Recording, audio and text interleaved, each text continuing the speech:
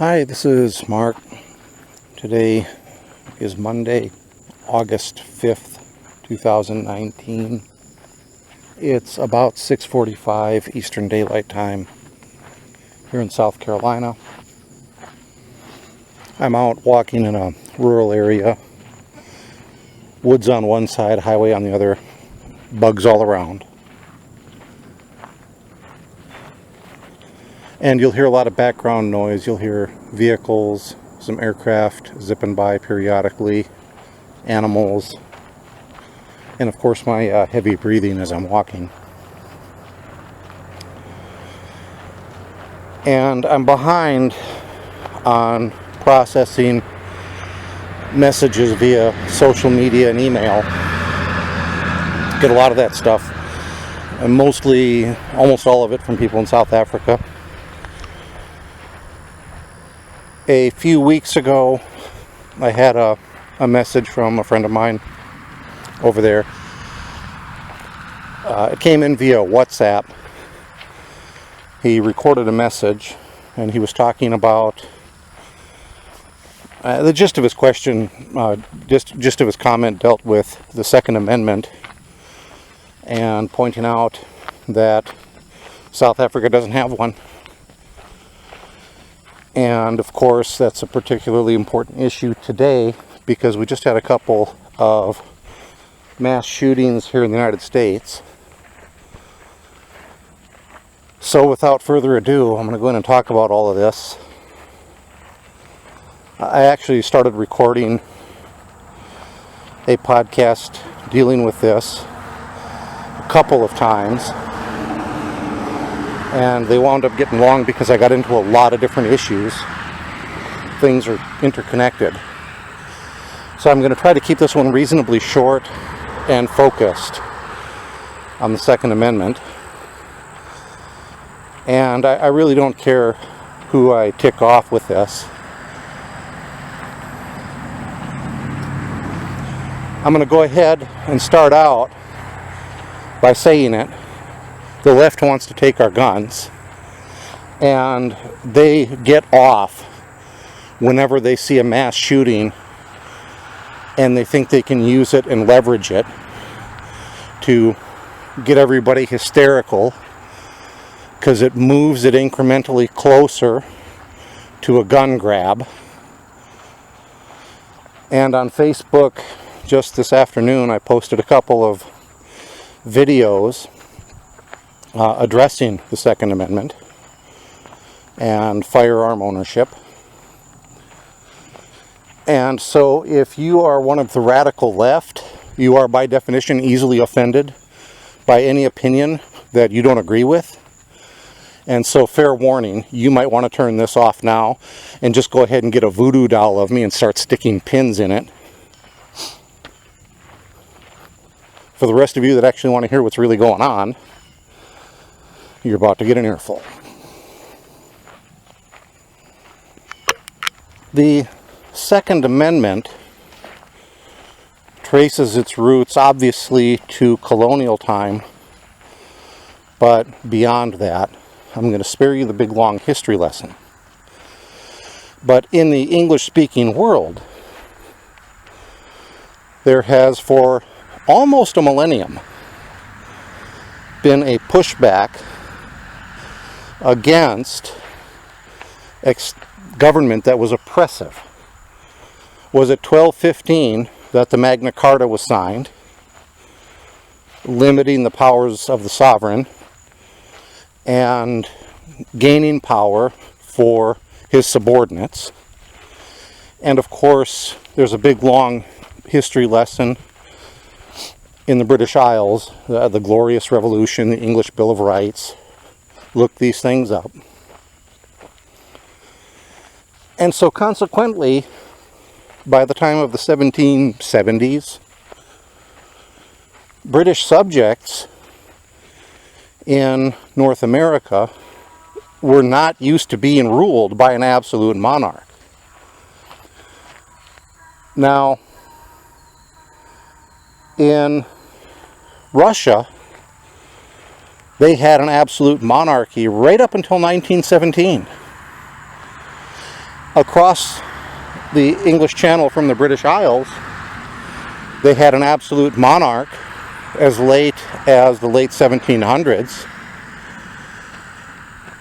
Remember King Louis, I am the state? And of course that led to a revolution in 1789, which brought a lot of people to the guillotine. They threw away a lot of their history and culture and finished in a military dictatorship which tried to take over Europe, Napoleon.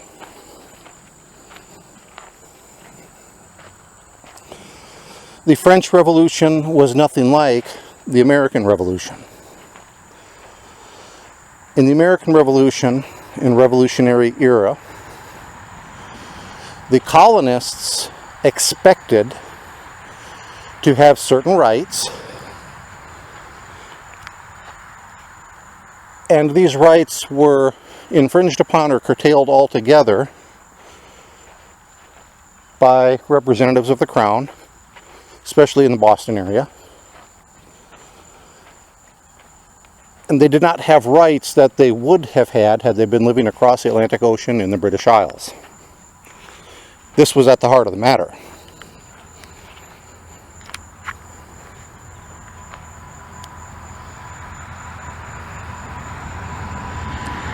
So there was growing unrest in the colonies, and you're probably familiar with all of that. Finally, there was a British Royal Military Governor, General Thomas Gage, based in Boston, and he just took over rule of that area, ruling directly for the King, King George III.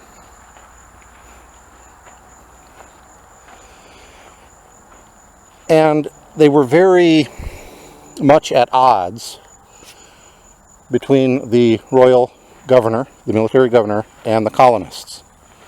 The colonists found themselves essentially under the rule of an absolute monarchy, which took them backwards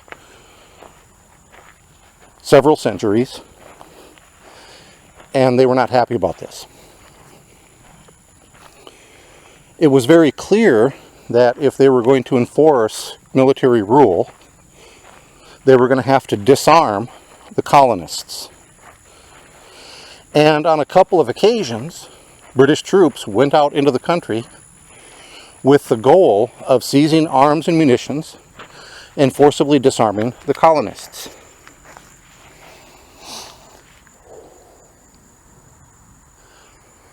How would that happen? Okay, it wasn't like it is today, where gunpowder is reasonably safe and you can store a significant quantity of ammunition at your house. Back then, the black powder that they used was kind of easy to set off. And so typically, the owners of firearms, if they had a substantial quantity of powder, they stored it in a community storeroom called a magazine, a powder house. Today we think of a magazine as like a little periodical that we read, we hold it in our hands, or these days it's online even. But it used to be, and still is in the Navy, a military storeroom for weapons, ammunition. And so they would have a powder house. Substantial quantities of powder would be kept there, and an individual colonist would have at his house a musket or a blunderbuss, which is that old shotgun looking thing, maybe a sword, and as much black powder as he would need to get him by for a few days, until he was next at the powder house to replenish his store from what he had stored there. And of course, for people that were hunting a lot, they might have more. And for people that were basically farming, they might just have enough for self-defense. In some communities, And they relied on these people to be able to defend their community against a wide range of threats. Generally speaking, there were pirates back in the days, and it wasn't just a guy on a ship, but rather a pirate captain might have a larger ship and several smaller ships or boats. He'd have a tiny little flotilla, if you will. And if one of those pulled into a coastal town, sorry, I just inhaled a bug. And if one of those pirate flotillas pulled into a coastal town, they could easily dominate that town and do what they want and be long gone before the authorities could get there. There were highwaymen, gangs of people who would rob people along the highways. There were very good, very friendly relations with a lot of the Indian tribes, the so-called the Native Americans. There were also bad relations with some of them. And sometimes a reasonably good relationship would get screwed over because somebody cheated somebody. Long story short, you never knew what was going to happen. And so they tried to be prepared. And if the community was threatened, the able-bodied men would bring their weapons, they would get together, they would defend the community against pirates, against highwaymen. In the case of war with another colonial power, there might be an army marching into the area. You were expected to provide defense of your community until royal troops could come and relieve you and drive the enemy away. Protect against pirates until the Royal Navy could get there. Protect against highwaymen until a detachment of troops or some other authority could get there and round these guys up and hang them. And so everybody pretty much had to be armed, able-bodied men. There were some people who were too poor to own their own weapon. In some cases, the community would buy them a weapon that they could keep at home. In other cases, the community would buy a few extra weapons and keep them at the powder house. And when the time came up that the community was under threat, people would report in. They would bring their firearms, their swords. If they didn't have that, they would report to the powder house and get issued one. And then they were responsible for defending the community. These able-bodied people collectively were known as a militia. They were kind of like the National Guard, kind of like auxiliary police. And they were expected to be in good working order. That means that they know how to use their firearms, they have their firearms, they have access to them. They know how to work together to deal with crime, to deal with an invading army, to deal with whatever threat happened to crop up. Individually, at home, they would have the ability to defend their house against whatever criminal activity might occur. A couple of guys trying to steal some livestock or something, until authorities could get out there, which, by the way, it's not like you were dialing 911. Somebody would typically have to ride into town, alert somebody, or you had to wait for patrol, which they might come and check on you once a week maybe. So you had to be able to defend yourself for a substantial period of time. And so this whole idea of a well-regulated militia meant that able-bodied people, men mainly, males, had to have a weapon or have access to a weapon, know how to use it, know how to use it effectively, not just for hunting, and know how to work together with their peers, know how to take orders from leaders of the militia that were appointed over them by the community.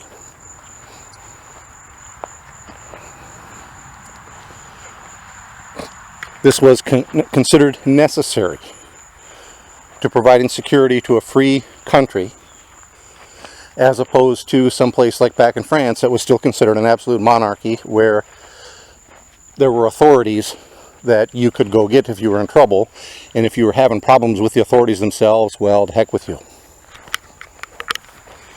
So in this context, as the British subjects were having problems with their own colonial authorities, their own military government imposed upon them by the Crown back in the British Isles, there was a constant concern on the part of the colonists that their weapons would be taken away and a full military dictatorship would be imposed on them. And there was constant discussion among the British authorities of disarming the colonists in order to pacify them. And like I say, there were a couple of occasions where British troops went out to do just that and turned around and came back for whatever reason. And so, in 1775, in April, the decision was finally made. General Gage was actually going to send his guys out to take colonial weapons and munitions that were stored at Lexington and Concord. And the colonists heard about this. And so they set up a signal from Boston to let everybody know what was going to happen. They were going to have lanterns in the North Church. You know the story, one if by land, two if by sea. Since the British force included the most elite troops from the British garrison, it of course had some Royal Marines, and the Royal Navy controlled Boston Bay. So they decided to move across the bay at night, so it was a by sea, with British troops spearheaded by Royal Marines coming ashore in the wee hours of the morning.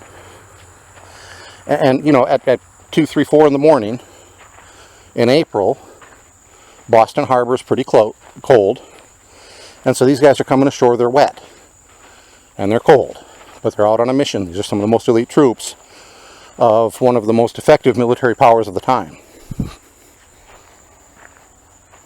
Of course, there were messengers sent out to warn the colonists that the British were coming to seize their arms. And as the British got close to Lexington, it was after dawn, and they noticed that the colonial militia were present, and it was a kind of a tense situation. It's unclear exactly who fired first. British reports suggest that it was the colonists that opened fire, and I tend to believe that, because the British had trained officers who had been in combat, and these guys were likely reasonably good observers of what was going on. They weren't terribly excitable. So I tend to think a colonist got excited and shot first. Doesn't matter. It was the shot heard around the world. The colonists knew that the time had come. If the British take their weapons, there was nothing they were going to do to be able to stop whatever else the British authorities wanted to do. Use them or lose them. Of course, the weapons at Lexington had been withdrawn. They'd been evacuated. The British moved on to Concord. By the time they got there, the arsenal there had been cleaned out as well. And more colonial militia were arriving all the time. By this time, the British troops were tired.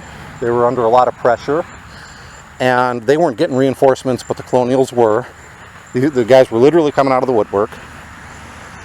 And so the British started heading back to Boston. It developed as a running fight. The colonials were shooting at them from the woods. And basically these colonial militia beat what might have been the best army in the world in a running fight. Chased them all the way back to Boston. That American army coalesced that morning, and it never went away. Faced with this, back in Boston, General Gage decided that he had to disarm the Bostonians. He couldn't have a threat within his garrison at the same time he was facing a threat outside. Now, the conditions within Boston were bad. They had been under military dictatorship. There had been these incidents in the past, the Boston Massacre, the Boston Tea Party. As a result of this, more British troops were brought into Boston, they had to have a place to put them, so they quartered them in private houses. And you have to imagine what this is like for the owner of this house. A British officer or a British official looks at your home, looks at your house, and decides how many people, how many British soldiers you're going to have to quarter. Means you've got to find a place for these people to sleep. You're maybe cooking for them, maybe washing their clothes. If you've got a wife, you probably do. If you've got a daughter, good chance you do. These British soldiers are looking at her. Implicitly,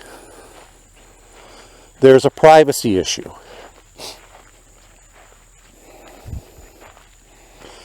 And so a lot of the Bostonians did not want to be in Boston.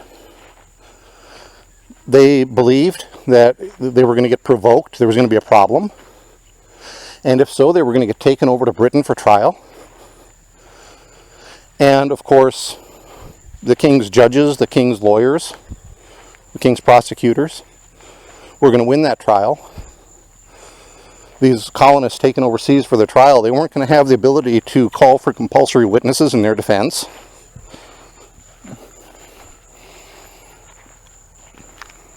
If you're listening to this, you're starting, and if you know our Bill of Rights, our Constitutional Bill of Rights, I think you're hopefully starting to make some connections between not just the Second Amendment and this period of time, but most of the Bill of Rights. British troops were stopping Bostonians on the street and searching them. What do you think they were looking for? And General Gage told the Bostonians, if you want to leave, you may.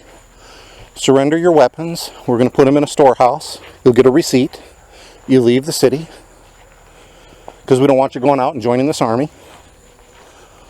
When you come back, you present your receipt. We give you your musket or your sword or whatever back. And a lot of Bostonians took advantage of that, and they turned in their weapons. Then, when they showed their receipt and wanted to leave town, and of course they had to be searched before leaving town to make sure they weren't sneaking weapons out, they were told by the British authorities, nope, you don't get to leave town, go home. The British authorities successfully disarmed the Bostonians, tricked them out of their weapons.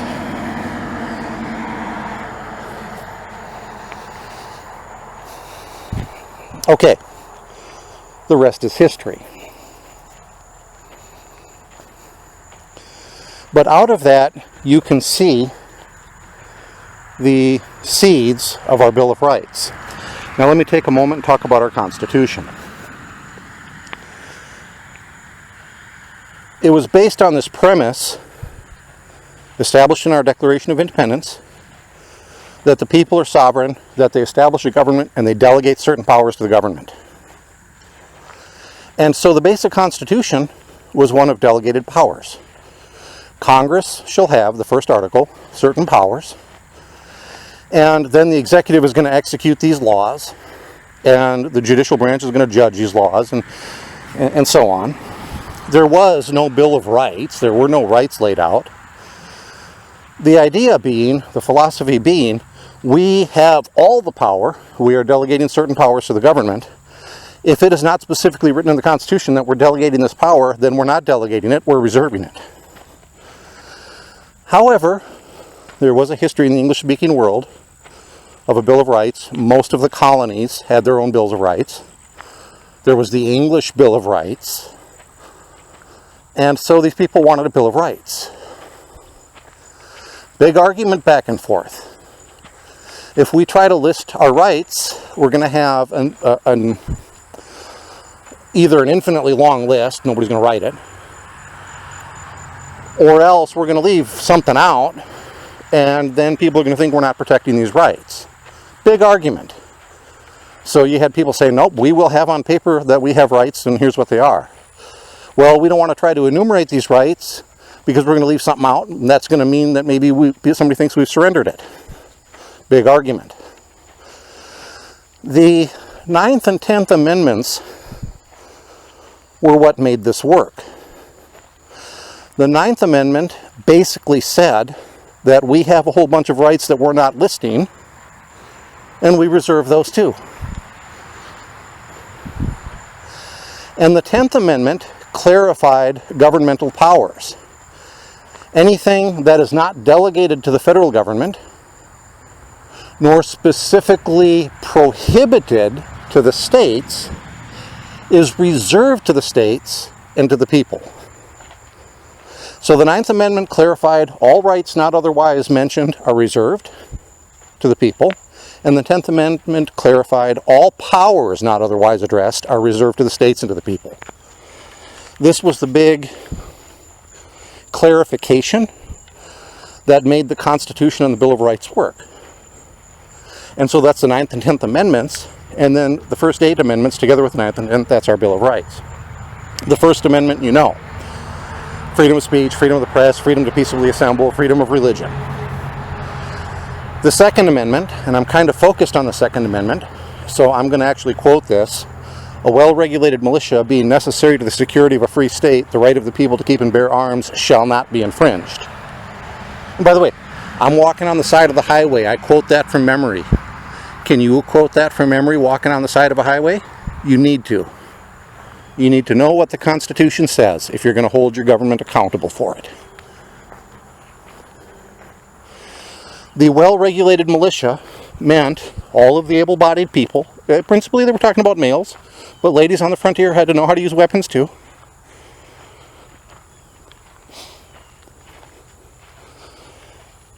They had to be able to have weapons, know how to use them, and keep those weapons in good working order, themselves interact with their fellow citizen militiamen, be able to work together in good working order. That's what well-regulated means. It doesn't mean that they know how to march. It doesn't mean that you're talking about the National Guard. It means you're talking about people who can come together collectively to defend against criminal activities, piracy, invading armies, or their own tyrannical government. Any threat to their community. And in the event, what brought the American Army together was not problems with the Native Americans or problems with pirates or highwaymen. It was their own tyrannical government. A well-regulated militia being necessary to the security of a free state. Free people are not going to be free if they cannot defend themselves. The first and most important human right you have is the right to self-defense. And it's not just defense of yourself. It is defense of other innocent people around you.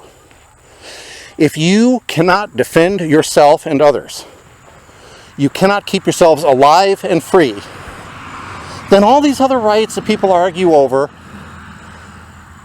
are gone. They're gone if you're dead. If you are dead, does it matter if you consider yourself pro-choice or pro-life? If you are dead, does it matter if you want the right to be an atheist or the right to be a Catholic or the right to be Jewish or the right to be whatever? I'm Orthodox Christian. I'm here in the Bible Belt. Most of these people around me are Baptists. Doesn't matter if you're dead. You're not going to be practicing your religion on earth.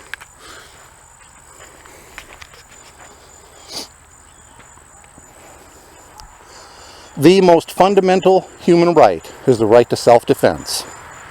If you cannot defend yourself, if you cannot defend your other innocent people, if you cannot defend your community, then you cannot defend your rights, and if you cannot defend your rights, you don't have them. The right you're supposed to use first is freedom of speech, freedom of the press, talk about it, communicate about it, write about it, tell others what's going on, peacefully assemble, and petition your government for a redress of grievances. Practice your religion. You don't want somebody coming in and forcing you to do something that is against your good conscience.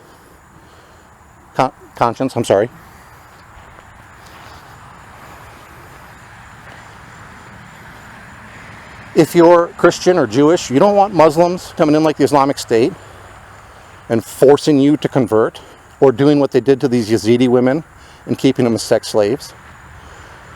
If you're Muslim, you don't want somebody coming in and forcing you to convert to Christianity or to Judaism, or to Hinduism, or whatever it happens to be. Take a look at what has happened to some of the Jewish people throughout history. You have to be able to defend yourselves, and that includes defending your religious beliefs.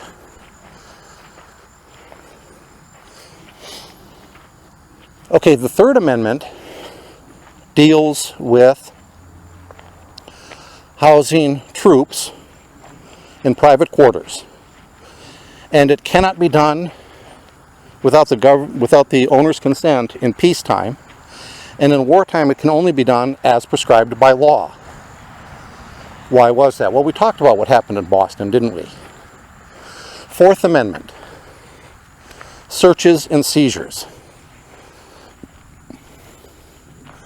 That warrants have to be supported by oath,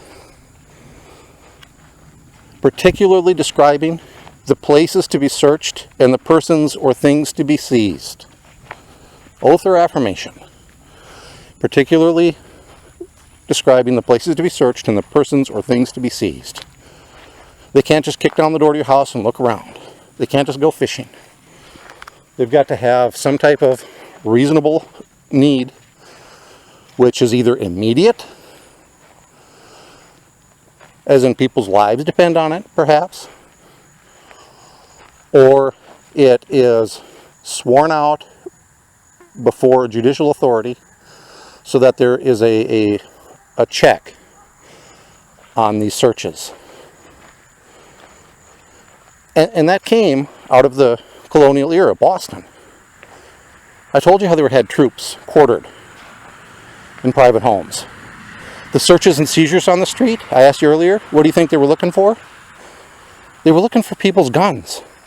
That's what they were stopping them for on the streets. They weren't looking for contraband tea. They weren't looking for Pokemon. They were looking for weapons. The Fourth Amendment is implicitly tied in with the Second Amendment. It, of course, defends much more than just your right to keep and bear arms. But the Fourth Amendment, implicit in it, is a right to privacy. Implicit in the Third Amendment is a right to privacy. Other amendments address what is admissible in court as evidence, a compulsory process for the detained to be tried in open court, where they can have witnesses brought in for their defense, where they can get evidence. No cruel or unusual punishments.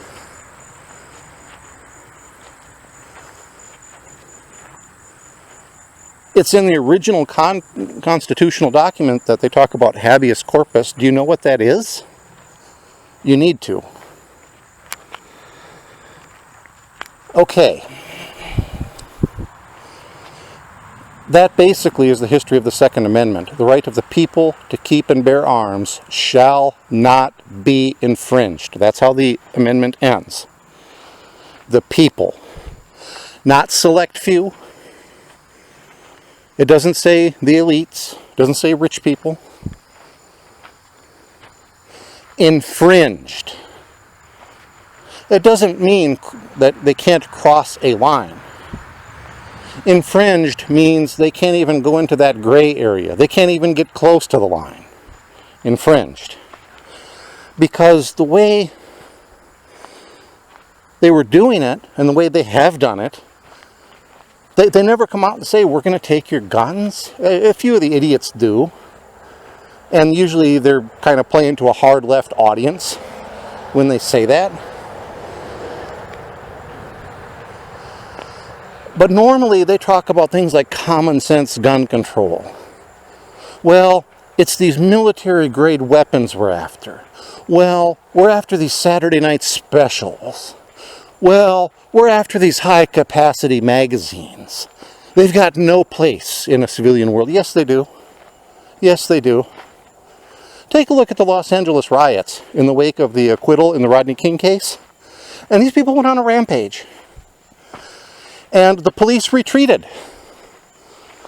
I lived through that time. I remember that. I remember watching it on TV. A station at MacDill Air Force Base in Tampa at the time. President Bush wound up calling out troops. There were Marines sent into the streets of Los Angeles to try to tranquilize the area a little bit, pacify it, calm it down, stabilize it. But I also remember, and you can bring this up on YouTube, videos in some of the parts of town where you had like a small strip mall and it was owned by Asians.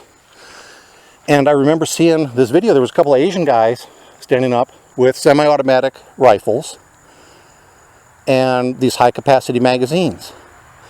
See, a couple of guys with a couple of rifles like that can stand off a mob and keep their homes from, or their businesses from getting looted and innocent people from getting assaulted. And you contrast that with a video I posted today about what's going on in South Africa. There's a mob scene where this car is getting trashed and the guy from the car is having a great big chunk of cement thrown on him several times. The guy must have a hard head because it bounced off his head a couple of times and the guy got up to run away. But that video shows a murder happening in the middle of a riot.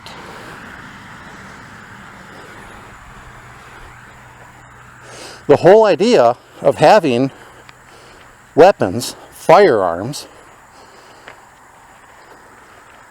is to be able to defend oneself and other members of the community against that type of violence and against a government which is trying to impose a tyranny. And does it matter if the tyranny is government troops coming through your village committing genocide, or if it's the government steps back and lets an informal militia do it? What's going on in South Africa with those farm attacks? Go take a look at what was going on in Darfur. I'm probably mispronouncing that, in Sudan. They will provide plausible deniability. They learned their lesson watching what the Nazis did to the Jews and how those guys got tried. They'll take a step back and say it's not us. And rather than having government authorities do it, they'll have thugs do it. And then they'll say, well, we tried to stop them. I posted another video this past week. Police armored vehicles got driven out of a major metropolitan area in South Africa. Take a look at what's going on in Venezuela. Thugocracy. South Africa, thugocracy. Take a look at what happened in Zimbabwe, and that place is still a mess. The reason you have firearms, and in particular, for example, semi-automatic weapons with high-capacity magazines, is so that a couple of people, or maybe even one person, who's maybe not some big hulking guy, maybe not somebody who's got a lot of martial arts training, can defend their family, their home, their business from a mob. It's so that the people can get together and overthrow a tyrannical government. That's why that's there. And every time they're trying to tell you that they're going to have common sense gun control, they're going to get these Saturday night specials off the street. They're going to get these high capacity magazines. They're going to get this cheap ammunition. Sometimes a cheap firearm is all somebody can afford to defend their families.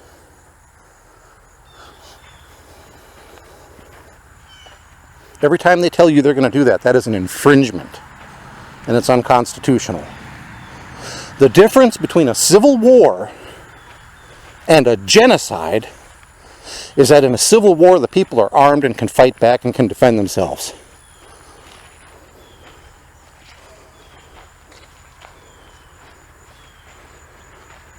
When these people tell you, that the same people telling you that they've got to disarm you and the police will protect you, are the same people protesting the police and saying the police are so terrible. Their idea of progress is Antifa. A bunch of thugs attacking you from a bunch of different directions. You look at one guy, another guy comes up from behind you and hits you with something.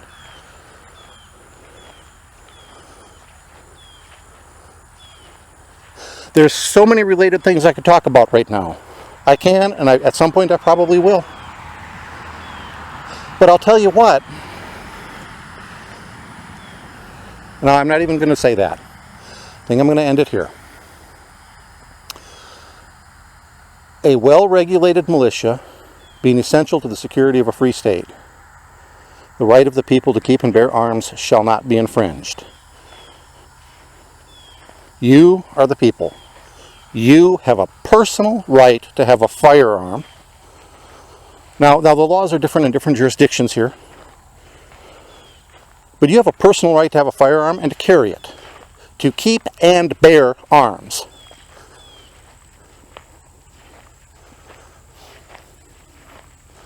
All of these various laws saying that you've got to register it, that you've got to get police permission, these are infringements.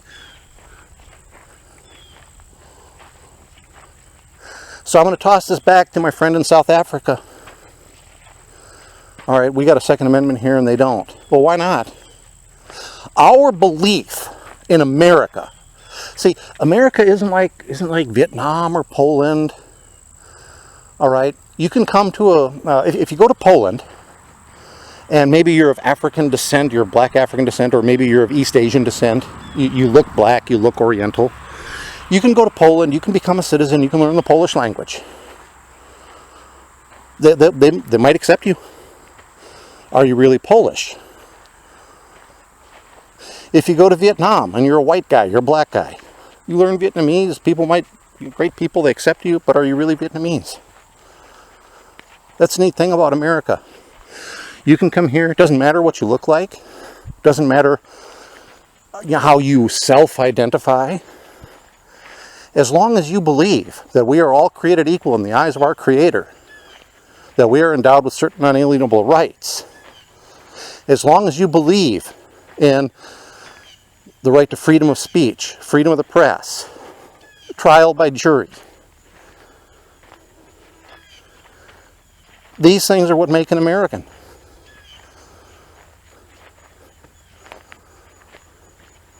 We know that. That is what makes America exceptional. And this is an exception in the long history of humanity. What we have here is the exception, not the rule. This is exceptional. But to be exceptional, we have to be exceptional every day. We can't sit here and start crying that we want the government to give us this, we want the government to give us that. We will surrender our guns if they will just make us secure and safe.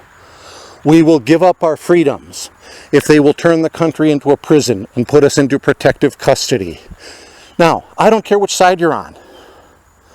You're a Republican, I know you don't trust Hillary Clinton. You're a Democrat, do you trust Donald Trump? I don't care which side you're on. These are the people that you're going to be trusting because these people running the government that you're saying you want them to keep you safe.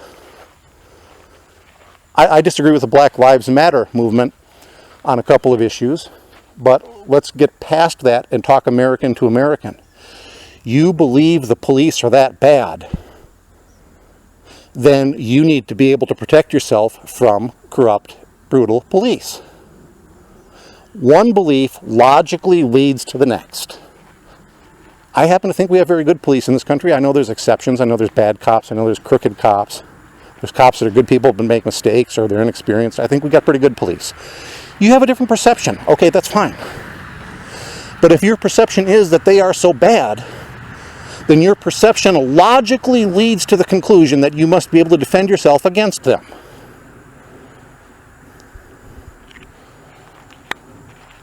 With the First Amendment, but if necessary. Because what happened in the Reconstruction South? The Ku Klux Klan was the terrorist wing of the Democrat Party. The Democrats, not all of them, were the pro-slavery party. I'm going to go back through a little bit of history of this because it illustrates the need for the Second Amendment. In the antebellum era, pre-Civil War in the United States, there were a lot of people that wanted slavery to end, going all the way back to the founding of the country. In fact, let me talk about this, because this is important. They did not explicitly ban slavery in the Constitution, but neither did they explicitly approve of it. And there was a reason for that. There was a reason for all of this. The colonies had to unite to get out from British rule. Then they could deal with other issues later on. When you go back and you look at the Magna Carta, the Glorious Revolution, the English Bill of Rights, the American Revolution, the history of freedom is evolutionary, not revolutionary. And so we've got to claw freedom away from those who would deprive us of it. And that has been humanity's lot since time immemorial.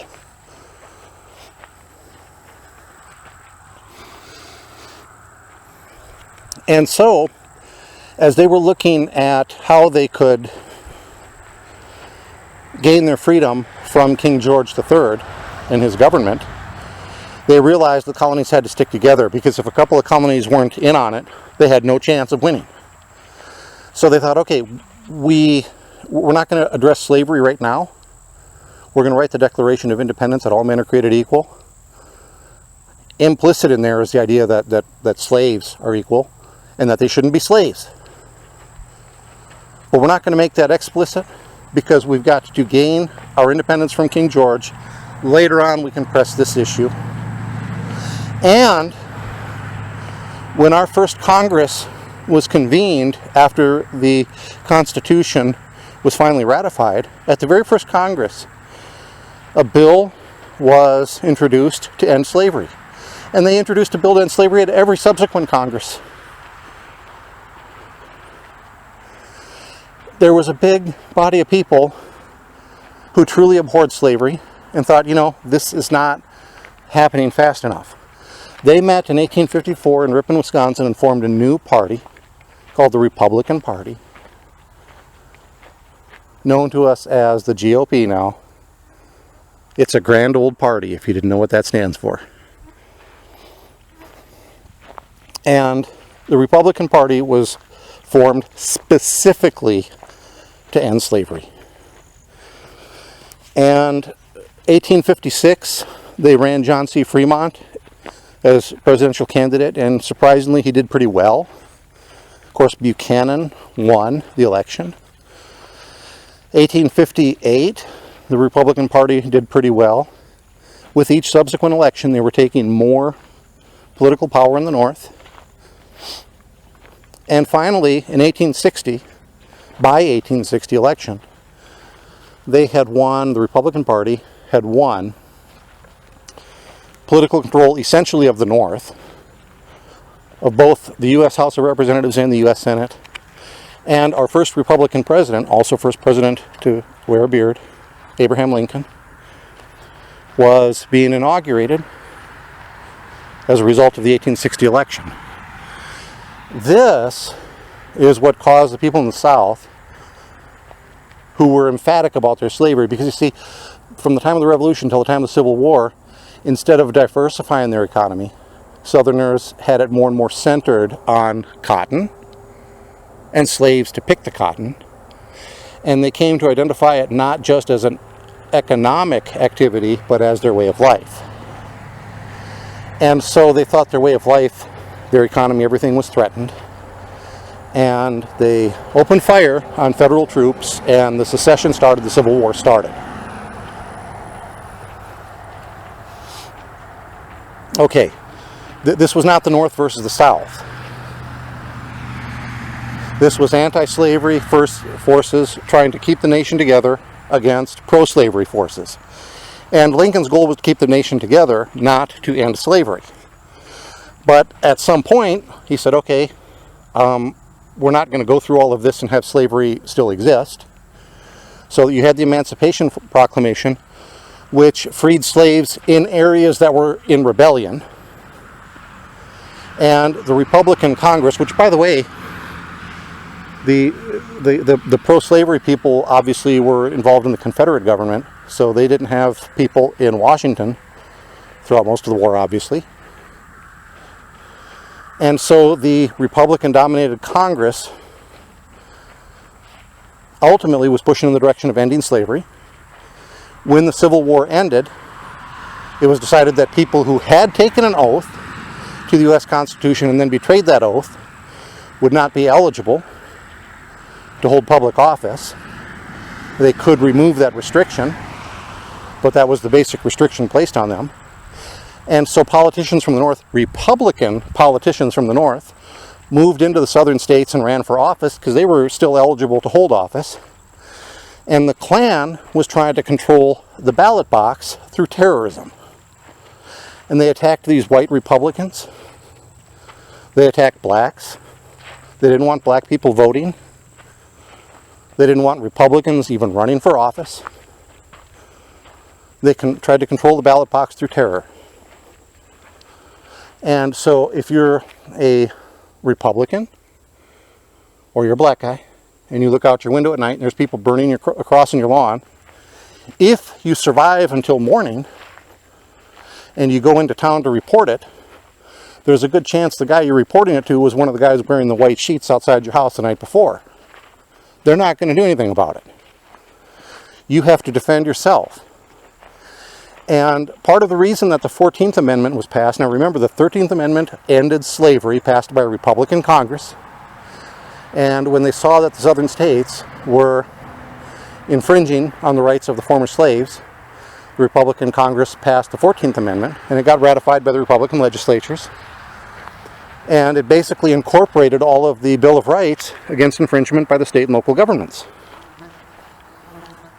One of the goals was so that the Second Amendment would not be infringed by state and local governments, because it was obvious that these people in the South dealing with the Klan were going to have to shoot some of the Klansmen on their front lawn at night. That was how they were going to be able to survive. You should look into the history of that. Gun control, by the way, has its roots in, as they say, its roots in racist soil. Going all the way back to Supreme Court Chief Justice Taney, writing the majority opinion in the Dred Scott case. And his line of rationale was that a former slave, a black person, is not a person, is not a citizen, because if he's a citizen, he's going to have the right to keep and bear arms. And their whole gist of it was that these people would be hard to control. Gun control is about people control. And specifically in America, it's about black people control. And you can go look it up in the Supreme Court Justice Taney's writing for the majority in the Dred Scott case, and you will find that.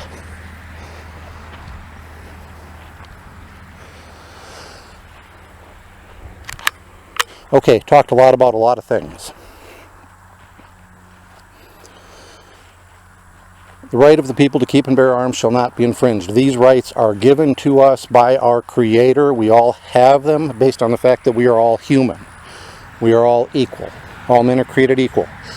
Men, back in the 1700s, did not just refer to all males, it also referred to all people. Just like when I was a kid and they said men had been to the moon.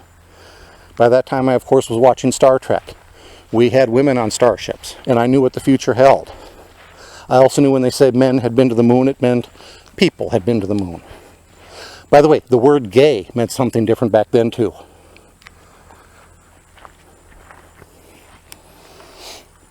And so, to my friend in South Africa, we have these rights given to us by our Creator. I'm Orthodox Christian, given to us by God. He made us. He made us equally human. He gave us these rights. We preserve these rights against infringement by the government. At least we try to. And it's an everyday battle to keep the government from overstepping its bounds. You in South Africa are human. You have these rights given to you by your Creator. What happened? And I can tell you, I've talked about the history of the U.S. Constitution. Let's talk about the South African Constitution. Justice Ginsburg praised it, said it's the model that people should follow for today. It starts out with a big long list of rights. And of course, remember, if you have a list of rights and you're leaving something off that list, implicitly it means you're surrendering that right. They charge the government to actualize these rights. It's not the government's job to get you to speak or to get you to practice or not practice your religion. It is the government's job to create an environment where you can have the freedom to do these things and the opportunity to do these things. And a government that is tasked to provide health care and housing and education and all this other crap is exactly the kind of government that is most likely to fail in doing these things. And that's the problem South Africa has. They started out from a totally different approach. They assume that government has all the power. They reserved a few rights. They then gave government all this power. And then they're hoping that government is going to do these things. And they wonder what's going on when they got state capture, when they got a bunch of thugs, when they got gangs running their country, robbing their country, looting their country, when they've got gangs running around in their country, committing terrible crimes. And they wonder what's going on. What is going on? Hey, friends in South Africa, you have a right to keep and bear arms. What did you do with it?